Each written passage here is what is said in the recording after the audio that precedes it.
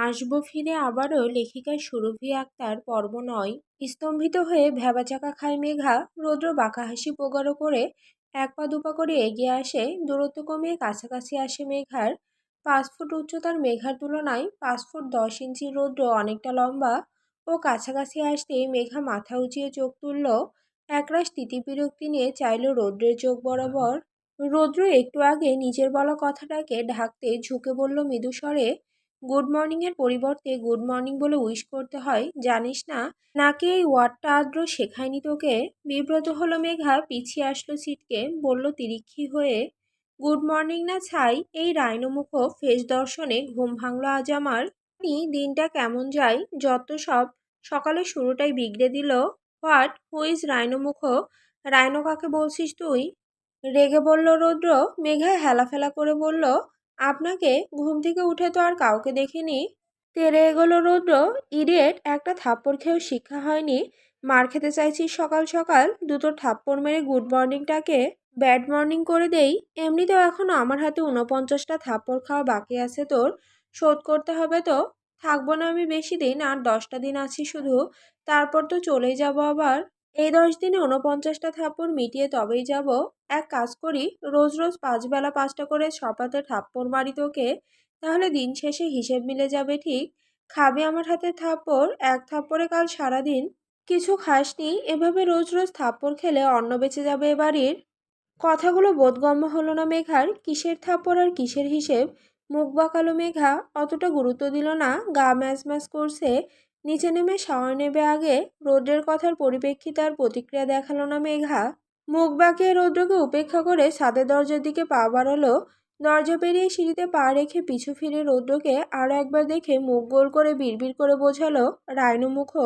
অতঃপর দ্রুত বেগে এক ছুট লাগালো দোতলায়। এদিকে আক্রোশে ফুঁসে উঠল রৌদ্র, এই মেয়েটা আবার ওকে গন্ডার মুখে বলল।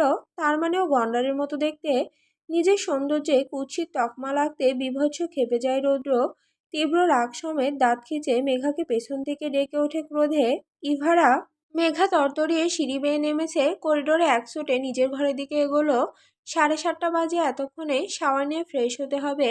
আজ নিশ্চিত দেরি করবে ও। ওদিকে টুকটুকি উঠেছে কিনা কে জানে।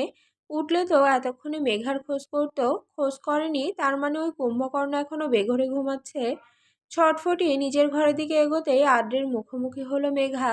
ছাদ বেয়ে নামতে গেলে শুরুতে আদ্রের ঘর পড়ে, তারপর ওদের ঘর। আকস্মিক আদ্রের সম্মুখমুখী হতেই ছটফটে মেঘা কুঁকড়ে গেল। চিবুক নামিয়ে ঢোক গিলল। আদ্র ফিটফাট হয়ে সবে ঘর থেকে বেরোচ্ছিল, শার্টের হাতা গোটাতে গোটাতে মেঘাকে এমন অবস্থায় দেখে কপাল কুঁচকে ফেলল ও। এই মেয়ে এ সময় ছাদে উঠেছিল? সন্দেহ কাটাতে রাশবাড়ি গলায় প্রশ্ন করল আদ্র, ছাদে উঠেছিলি? মেঘা ছাদে ঘুমানোর ব্যাপারটা পুরোটা চেপে গেল। মুখ খুললেই বকা খাবে আদ্রের কাছে। চিবুক খানিক তুলে হাতের ফ্রেমটাকে পেছনে লুকিয়ে নিল। আমতা আমতা করলো, না মানে হ্যাঁ, একটু হাওয়া খেতে উঠেছিলাম। কটা বাজে দেখেছিস? টাইমিং শেষ আছে, চটপট তৈরি হয়ে নিচে আসবি। আচ্ছা। এটুকুনি বলে ঘরে ঢুকলো মেঘা। আদ্র ডান হাতাটা গোটাতে গোটাতে ওর থেকে দৃষ্টি সরালো। সামনে তাকাতে বিস্ময়ে চোখ জোড়া সূক্ষ্ম হয়ে আসলো ওর। ছাদের সিঁড়ি বেয়ে দ্রুত পায়ে নামছে রৌদ্র। নেমে করিডোরে থামলো ও। চোখাচোখি হলো দুই ভাইয়ের। আদ্র হতবাক হতে ভুলল না। প্রশ্ন জাগলো মনে, রৌদ্রও ছাদে ছিল আর মেঘাও একসাথে ছিল এই দুটোতে? চোখের সূক্ষ্মতা বাড়ে আদ্রের। রৌদ্রকে দেখে হন্তদন্ত অবস্থার পরিবর্তন আনলো, স্বাভাবিক হলো। নীরবে শ্বাস ফেলে মেঘার পিছু ছেড়ে উল্টো পথে নিজের ঘরে ঢুকলো। বেশ কিছুক্ষণ হতচকিত হয়ে তাকিয়ে রইল আদ্র। মেঘা ঘরে ঢুকে দেখে সাফা এখনো হাত পা ছড়িয়ে ছিটিয়ে ঘুমোচ্ছে। এই মেয়ের ঘুমের অভ্যাস একদম ভালো না। ফাঁকা খাট পেয়ে মারাই চালিয়েছে পুরো খাটে। ঘুমের ঘোরে হামাগুড়ি দিয়ে ঠিক খাটের কর্নারে এসে থেমেছে। আর একটু হলেই পড়ে যাবে এমন দশা। মেঘা দুদিকে মাথা নাড়ালো, হাতের ফ্রেমটা আগের জায়গায় রেখে চেঁচিয়ে ডাকলো সাফাকে। সাফা ডাক শুনে নড়ে চড়ে উঠল। মেঘা ড্রয়ার থেকে কাপড় বের করে ওয়াশরুমের দিকে এগোতে এগোতে আবার ডাকলো ওকে। এই মেয়ে ডাক শুনে করে নড়ে চড়ে আবার ঘুমিয়ে তলিয়ে যাচ্ছে। ওঠার নাম নেই। মেঘা ওয়াশরুমে ঢোকার আগে থামলো। ফিরে এসে এসি অফ করে দিয়ে ঢুকলো ওয়াশরুমে। সময় নেই, গরমের দাপটে ঠিক উঠে যাবে এই মেয়ে। যা ভাবলো হিতে বিপরীত। শাওয়ার নিয়ে বেরিয়েও এই মেয়েকে ঠিক একই অবস্থায় দেখলো পড়ে পড়ে ঘুমাতে। অথচ ভার্সিটি দেরি হয়ে যাচ্ছে। বিরক্ত হলো মেঘা। চটপট এগিয়ে ঝাঁকিয়ে ডাকলো সাফাকে। এই টুকটুকি, উঠবি এখন? আর কত ঘুমাবি? দেরি হয়ে যাচ্ছে। এই গরমে হেরফের নেই তোর? আজব তো, গরম লাগছে না? ওঠ। সাফা নড়ে চড়ে মুখ খুলল কাতর কণ্ঠে। গরম লাগছে, এসিটা একটু অন করে দে না মেঘা। আর 1 ঘন্টা ঘুমিয়েই তারপর উঠবো শিওর। মেঘা হতভম্ব হয়, কি বলে এই মেয়ে, সময় হাতে নেই। আর ও নাকি আরো 1 ঘন্টা ঘুমাবে। ফোঁস করে শ্বাস ফেলে গলা উঁচিয়ে বলল মেঘা, 8:30 বেজে গেছে, এখনো উঠবি না? থাক তুই, আমি গেলাম।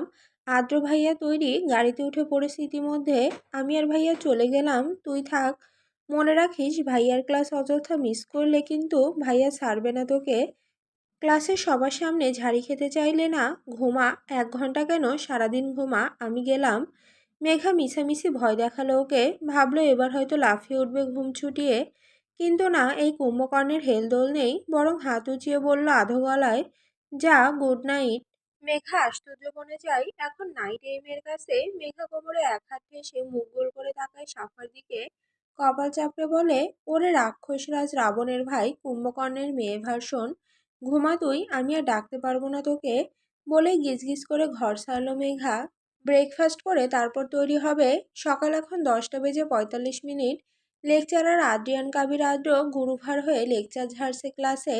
সবার গহীন মনোযোগ ওর দিকে। লেকচারের সাথে সাথে সবটা নোটস করছে সকলে। একমাত্র নোটস করা থেকে বিরত সাফা মেঘা ওর পাশের সিটে বসে সুন্দর করে নোটস করছে। মেঘা যেহেতু করছে সেহেতু ওর করে লাভ কি? সাফা পিটপিট করে একবার ডানে তো আরেকবার বামে তাকাচ্ছে। দুই বিলিয়ান্টোর দুই পাশে, ডানে মেঘা আর বামে শিশির, ও মাঝখানে একলা নির্বোধ। জোরপূর্বক আদ্রের কথাগুলো মাথায় ঢোকাচ্ছে এই অনেক। খাতায় তুলতে গেলে গুলিয়ে যাবে সব। একসাথে এত ভারী ভারী লেকচার 2 জায়গায় ধরানো যায় নাকি? মাথায় ধরছে এই বিরাট ব্যাপার। মেঘা খাতায় ধরছে, পরে ওর থেকে নিয়ে নেওয়া যাবে। সাফা নিরীহ মুখে পিটপিট করে তাকিয়ে তাকিয়ে দেখছে। আদ্র একটু থেমে বোর্ডের কাছ থেকে সরে এসে নিজের চেয়ারে বসলো। সবার মনোযোগ এখন খাতার দিকে। বোর্ডে সবটা নোট করে নিচ্ছে সকলে। পিনপত নীরবতা পুরো ক্লাসরুমে। এতক্ষণ আদ্র বকবক করলো হাত চালানোর সাথে সাথে, এখন বিরতি নিয়ে সে নিজেও চুপ। চোখ তুলে তাকায় আদ্র। ক্লাসের সব স্টুডেন্টকে দেখে নেয় এক পলক করে। সবাই লিখছে। এক পর্যায়ে দৃষ্টি আটকায় আদ্রের। সবাই লিখছে না, সাফা লিখছে না। কপাল কুঁচকে ফেলে আদ্র, এই মেয়ে লিখছে না কেন? বুক ডেস্কে কোনোই ঠেসে গালে হাত রেখে মেঘার লেখা দেখছে সাফা। আদ্র উঠে দাঁড়ালো, নিঃশব্দে এগুলো ওদিকে। বাম দিক দিয়ে আলগোছে ওদের শাড়ি ডেস্কের পাশে দাঁড়ালো। ঠিক শিশিরের পাশে। পাশে কারো উপস্থিতি টের পেয়ে লেখা ছেড়ে চোখ তুলল শিশির। আকস্মিক আদ্রকে দেখে খানিক চমকালো। তবে আদ্রের দৃষ্টি ওর নিজের দিকে নেই, এটা দেখে স্বস্তিতে স্থির হলো মেয়েটা। বুকে আড়াআড়ি হাত গুটিয়ে সূক্ষ্ম নেত্রে অমনোযোগী সাফার দিকে চেয়ে আসে আদ্র। অথচ সাফা ওর আবির্ভাব টের পেল না। শিশির পরিস্থিতি বুঝে কোনো দিয়ে আলতো করে খোঁচালো ওকে। দুবার খোঁচা খেয়ে মেঘার দিক থেকে শিশিরের দিকে বলতে বলতে ফিরল সাফা, কি হয়েছে? কথা শেষ হতে না হতেই নজর পড়ল সুঠামদেহী আদ্রের ওপর। অমনি পিলে চমকালো মেয়েটার। চোখাচোখি হতেই হেসকি তুলল তৎক্ষণাৎ। দাঁত কেলিয়ে ঠোঁট আলগা করলো। রাশভারী গলায় ধমকের সুরে বলে উঠল আদ্র, হোয়াট হ্যাপেন্ড? এদিক ওদিক কি দেখছো? নোটস কোথায় তোমার? ভদ্রতার সহিত উঠে দাঁড়িয়ে আমতা আমতা করল সাফা, না স্যার। হোয়াটস নোটস কোথায়? Let me see. নোট তো করিনি আমি। জড়ানো গলায় মিনমিন করলো সাফা। করুণ চোখে তাকালো। ইশারায় বোঝালো এত সবার সামনে যেন ছাড় দেয় ওকে। ধমকালে আদ্রের সাথে আড়ি করবে সে। বিপরীতে আদ্র মুখভঙ্গিমা আরো কঠোর করে শক্ত কণ্ঠে বলল, নোট করনি কেন? Sir. What sir? Answer me. Note করনি কেন? ঠোঁট উল্টায় সাফা। মেঘা তো নোট করছে, এতেই হবে আমার। বেকার বেকার দুটো পৃষ্ঠা আর কলমের কালি নষ্ট করব কেন? আমরা সেম সেম, একজনের হলেই দুজনের হয়ে যাবে। আদ্র কথা না বাড়িয়ে পানিশমেন্ট দিল। পুরো ক্লাস দাঁড়িয়ে থাকবে। একে তো ক্লাসে অমনোযোগী, তার উপর উল্টাপাল্টা লজিকে মুখে মুখে তর্ক করেছো। It's your punishment. বলে হনহনি ওদের পাশ থেকে সরে আসলো আদ্র। ক্লাসের সবাই লেখার ফাঁকে দৃশ্যটুকু দেখলো। মুখ কালো করে ওষ্ঠ উল্টে ছলছল চোখে আদ্রের যাওয়ার পানে তাকিয়ে রইল সাফা। কেউ কেউ ঠোঁট চেপে হাসছে ওকে দেখে। বিকেলে অফিস থেকে বাড়ি ফিরেছেন তোফায়েল কাবির। বেলকনিতে ইজি চেয়ারে বসে ঝিমুচ্ছেন তিনি। চোখ লেগে আসছে তার। শরীর অবসন্ন লাগছে। শরীরের ভার টেনে ঘরে নিতেও দুর্বলতা আসছে। বয়স বাড়ার সাথে সাথে জোর কমে আসছে ইদানিং। চোখে পাপড়ি নিভিয়ে নীরবে বসে আছেন তিনি। রবিনা কাবির ঘরে ঢুকলেন।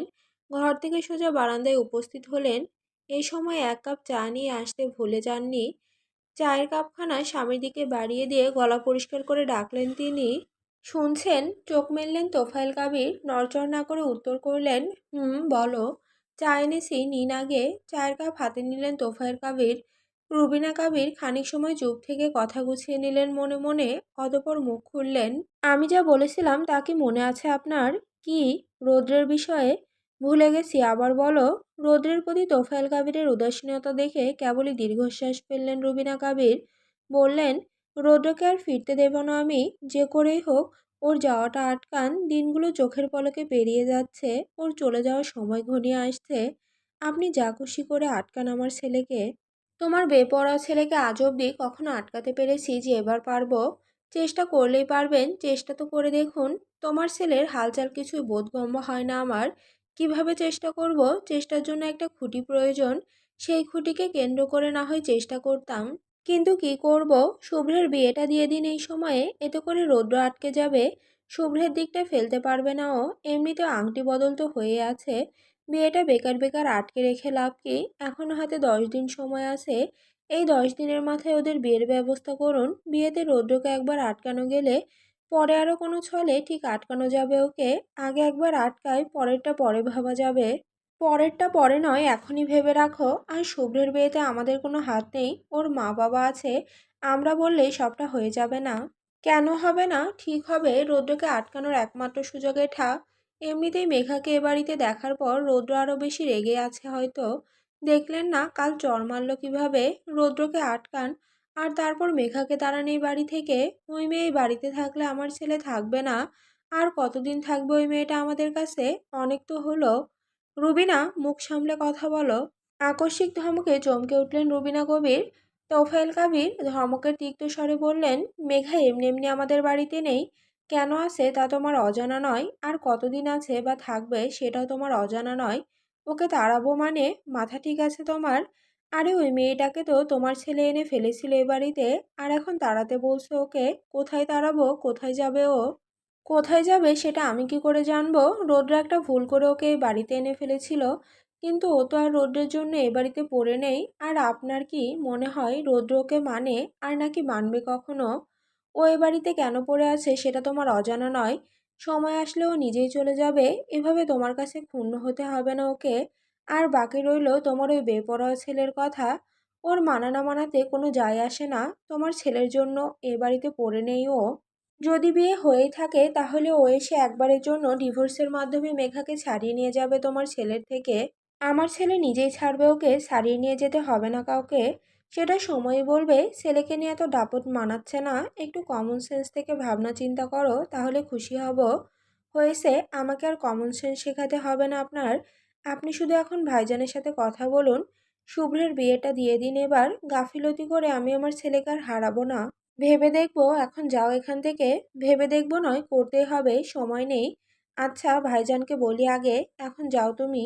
সন্ধ্যা গড়িয়েছে, পশ্চিম আকাশ এখন সিঁদুর রাঙা। মেঘার সাফা উঠেছিল ছাদে, আজান পড়তে নিচে নামার জন্য হামলে পড়ল সাফা। বরাবরের ন্যায় আজও নিজের সাথে নিজের চ্যালেঞ্জ ধরে ওকে মেঘার আগে নামতেই হবে। ছাদের দরজা পর্যন্ত একসাথে এসে মেঘাকে পাশ কাটিয়ে এক ছুট লাগালো সাফা।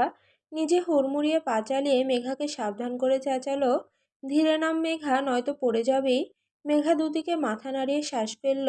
এই মেয়েটা ভীষণ বাচ্চামো করে। খানিক হাসল মেঘা। 3 তলা থেকে দোতলায় যেভাবে হুড়মুড়িয়ে নামতে গিয়ে সিঁড়ির ধাপে পা এলোমেলো হতে দেরি হলো না সাফার। অসাবধানতাবশত পা উঁচু নিচু হতেই এক মুহূর্তে অপেক্ষা হলো না। ভারসাম্য হারিয়ে এলোমেলো হয়ে পা পেঁচিয়ে এলো ওর। নিমিষেই শরীরটা হেলে পড়ল সামনের দিকে। রেলিং ধরতে গিয়েও টাল সামলাতে পারল না সাফা। পড়ার আগে সূচক তীব্র আর্তনাদে চেঁচিয়ে উঠল। ঝংকার উঠল সিঁড়ির চারপাশে। চেঁচানো শেষ হতে স্তব্ধ হয়ে গেল আশপাশ।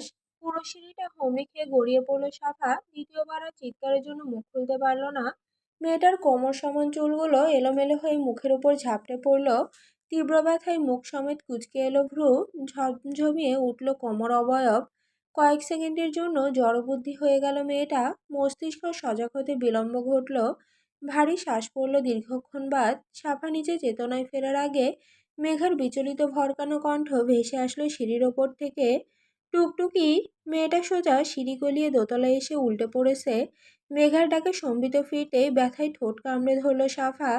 চোখ খিচে ফেলেছে সেই কবেই, কোমর আর পায়ে টনটনে ব্যথা অনুভব করতেই কুঁকিয়ে উঠল। মেঘা ওকে সামলাতে হুড়মুড়িয়ে নিচে নামার আগে সাফা গলা ধরে চিৎকার করে উঠল ব্যথাতুর বেদনায়। ও আমার মা গো! বিছানায় বসে ফ্যাস ফ্যাস করে কাঁদছে সাফা।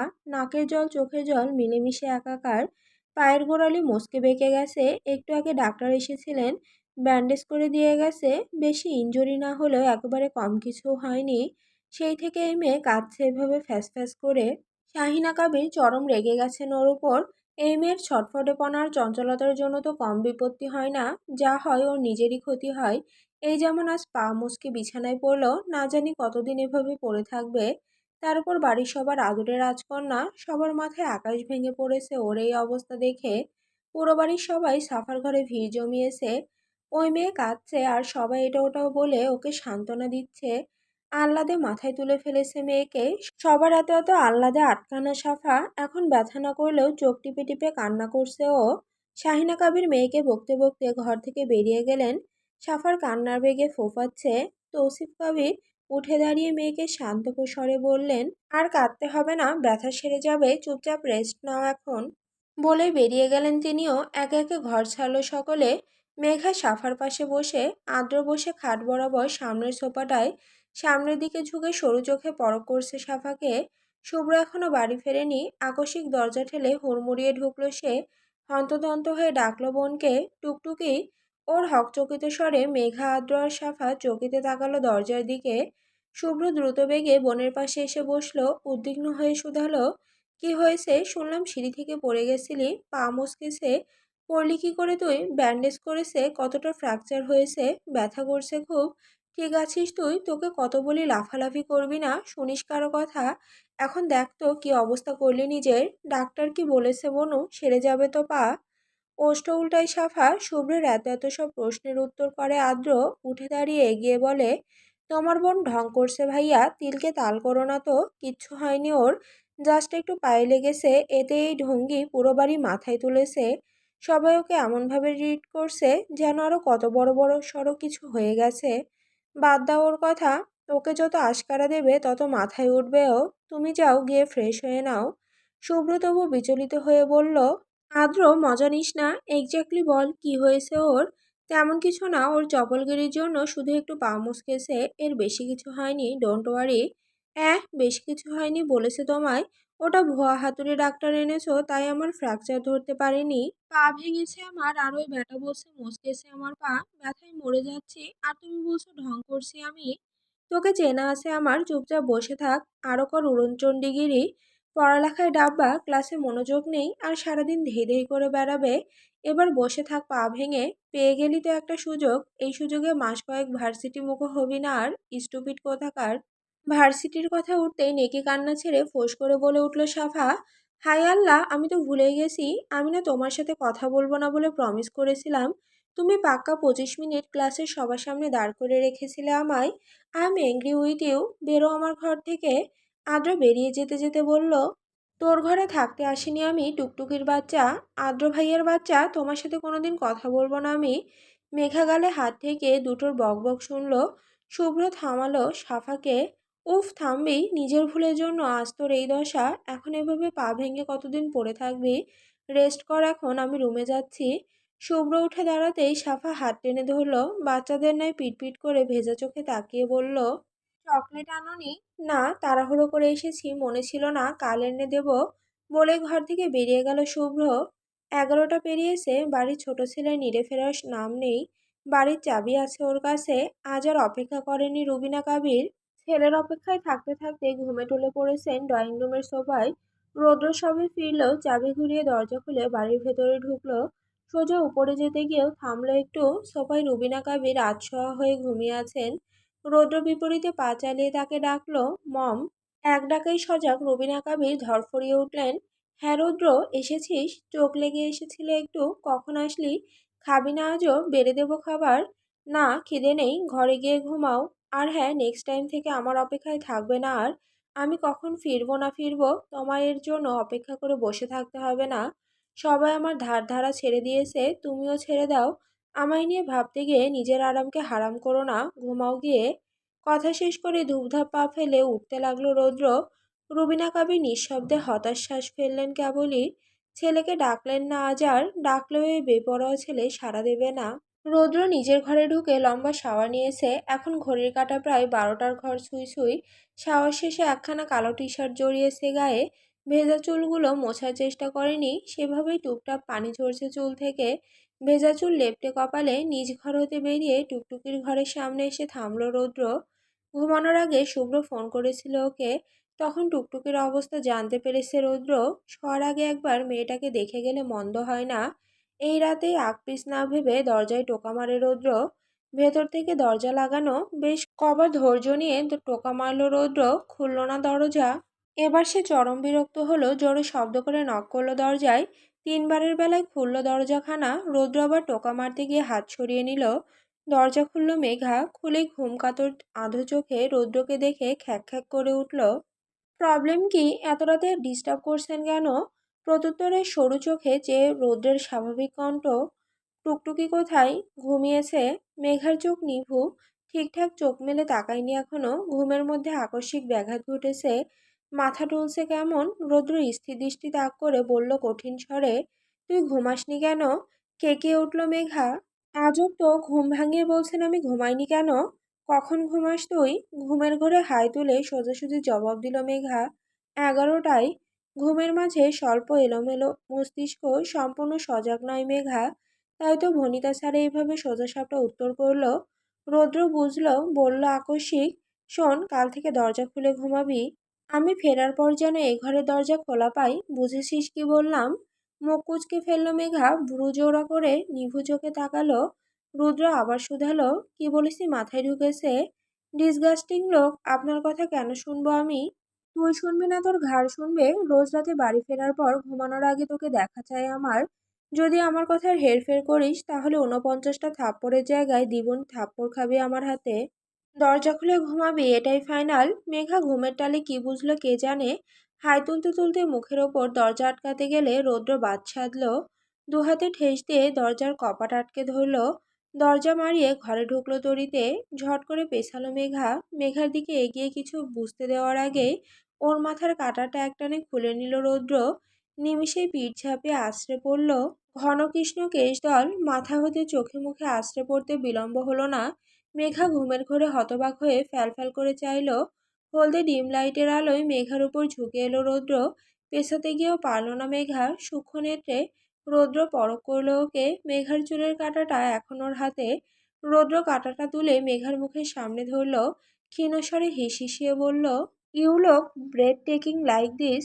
আমার সামনে আসলে এভাবে আসবি প্লিজ, মারাত্মক লাগে তোকে দেখতে।